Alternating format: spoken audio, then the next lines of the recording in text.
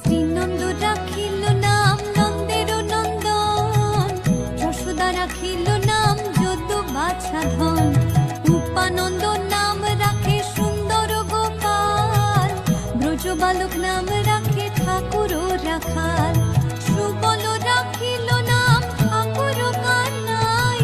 শ্রীদাম রাখিল নাম রাখাল রাজা ভাই, ননীচরা নাম রাখে যতে গোপিনী,